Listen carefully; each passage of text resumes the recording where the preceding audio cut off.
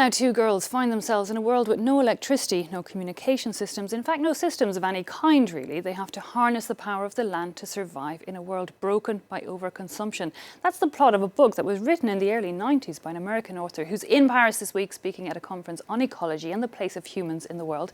Ms. Jean Hegland, thanks for your time. Now, your book came out back in the early 90s with a warning, in a way, to the world, but it came at a time when you yourself moved into a forest. Were you running away from society a bit? Is that where this book came from? No, I wasn't running away from society, but I was embracing the forest. My husband and my two young daughters and I moved to a place that is not terribly remote in Northern California, but we were surrounded by forest. Sounds heaven, yeah. Beautiful and green. It is. But so you didn't see that move as a sacrifice, unlike the characters in that book, which really it seemed like they had to give up incredible careers like dancing or to Harvard in order to become more in tune with nature. Right. I mean, when the story begins, it's about these two very young women, teenagers, privileged American girls. They're spoiled, they're individualists, they think that they're going to have these grand careers. One wants to be a ballet dancer and the other one wants to go to Harvard. And during the course of the novel, as society slowly breaks down, they have to rethink all of those ambitions, which is not something I had to do. But when you look at it, that book in the mid-90s, I mean, we're still dealing with the same questions, aren't we, today? And, has society moved on in any way?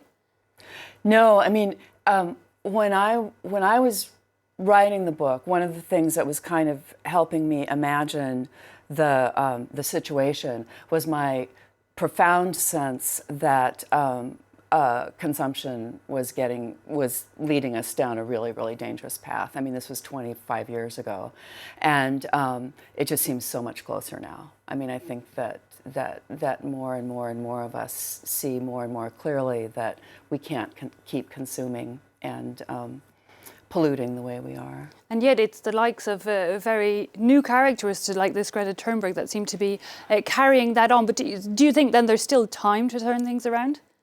In one way, no. I mean, I think there are major shifts that we know that have already taken place. I mean, we're going to have to live with way too much CO2 in the atmosphere. We're going to have to live with a changed climate. But I do think there is still time to change ourselves and our communities and our political structures so that we can deal with those challenges. And perhaps avoid everything falling apart like much of it did in that novel. But of course, that was one of your earlier novels. You have gone on to write about a vast amount of different topics since. And one of them is, in fact, entitled Still Time. Yeah. And it looks at somebody with Alzheimer's and the role what we've learned by heart, things we've learned by heart can play really a lot of Shakespeare coming into it. Can you tell me a bit about that and where it even came from, this book? Yeah. So it's from the point of view of a Shakespeare scholar, so a man who has devoted 50 years of his life to Shakespeare. And when the book begins, he's contending with dementia. So he's in kind of the mid stages of Alzheimer's. And what he has left to help him continue to make sense of the world and grow and even try to reconcile with a daughter from whom he's been estranged is his knowledge of Shakespeare. And so as many of us who have loved ones with dementia have learned, it's the things that you learn by heart and those early memories that stay with you. So he knows Shakespeare. I mean, that's his guide. Yeah, and your book slips between taking Shakespeare's prose and his thoughts nearly mixing with Shakespeare's prose. Do you have to be quite au fait with Shakespeare to read it? No. My grand ambition when I was writing this book is that it would be a book that would please and intrigue and delight Shakespeare scholars because, there'd be references and stuff woven in, but also that people who are indifferent to or even allergic to Shakespeare would be compelled enough by the story and not feel there's nothing in the story that they are going to be tested on. There's nothing in the story that they would have to understand in order to appreciate, the human themes of the book.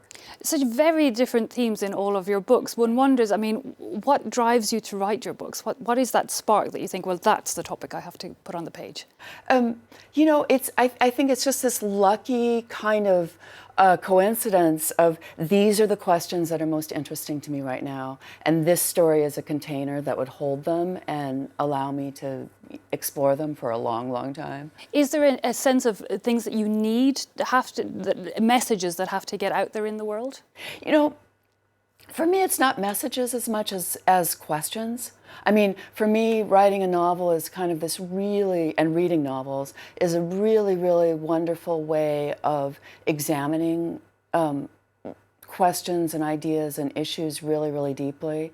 The answers everyone has to come to themselves. And I have to say, you're a pretty good example of believing in yourself and keeping going, because I believe that now very famous, internationally successful book, In the Forest, wasn't a hit at the very start. I couldn't find a publisher. Yeah.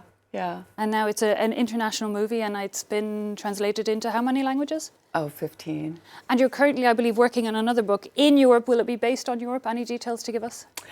No, it'll be based in the forest. Again, back to the forest. So in a very, very, very different way, I'm kind of revisiting some of those themes. And the issue of climate change and all coming back? Okay, something that we'll just have to wait and look forward to. Wish me luck. No, I do indeed, Ms. Jean Hegland. Thanks so much for coming in to talk to us and giving us your perspective. My pleasure. If you're just joining us now, these are our top stories this hour.